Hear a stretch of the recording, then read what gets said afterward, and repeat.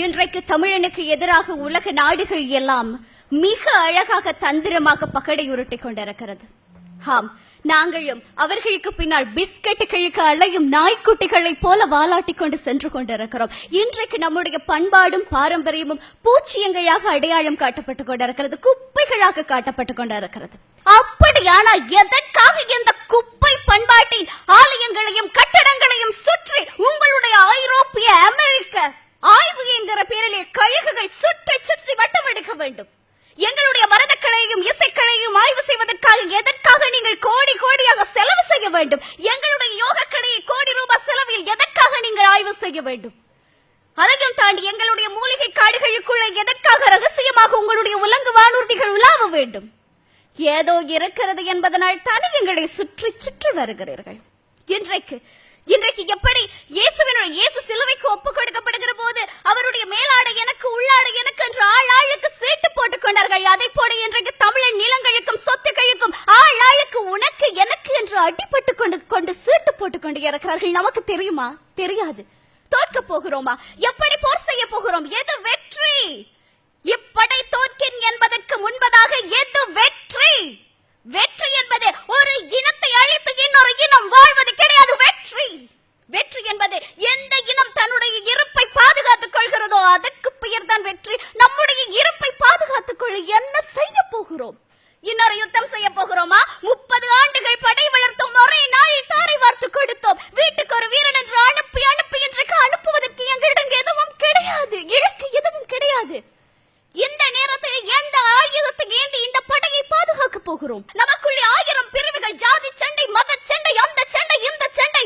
தேயிலை தோட்டங்களுக்கு கீழே தமிழன் செத்து விழுகிற போது இந்திய தமிழன் தானே என்று பேசாமல் இருந்தோம். ஒரு தமிழனை 18 நாடுகள் சேர்ந்து தம்சம் செய்த போது என்ன செய்து கொண்டிருந்தோம்? இலங்கை தமிழன் தானே என்று பார்த்துக் கொண்டிருந்தோம்.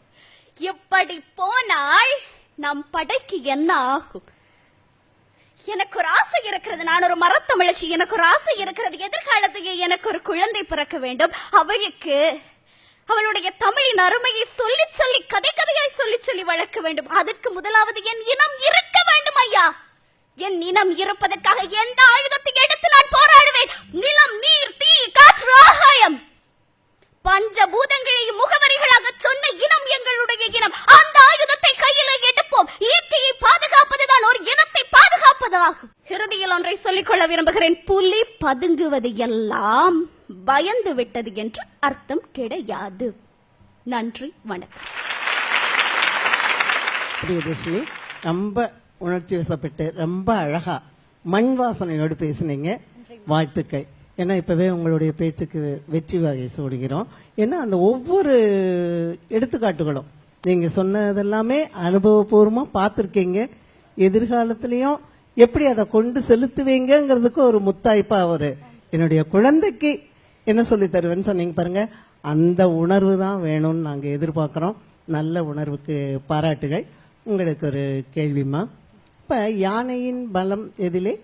தும்பிக்கையிலே. மனிதனுடைய பலம் எதிலே? நம்பிக்கையிலேன்னு சொல்லுவோம் இல்லைங்களா? உங்கள்கிட்ட அந்த நம்பிக்கை நிறைய இருக்கு. இந்த மனிதனுடைய பலம் நம்பிக்கையில் இருந்தால் எந்த பகை உணர்வு வந்தா கூட நம்ம எதிர்த்து போராடலாம், இனத்தை காக்கலாம்னு சொன்னீங்க இல்லையா? இப்படை தோற்கின் எப்படை வெல்லும் அப்படின்னு கேள்விப்பட்டிருக்கீங்க. மனிதனுடைய பலம் நம்பிக்கையை வைத்து இதை எப்படி கொண்டு போவீங்க வெற்றி அடைய? நான் எதுவாக எதை நினைக்கிறேனோ நான் அதுவாக ஆகிறேன்.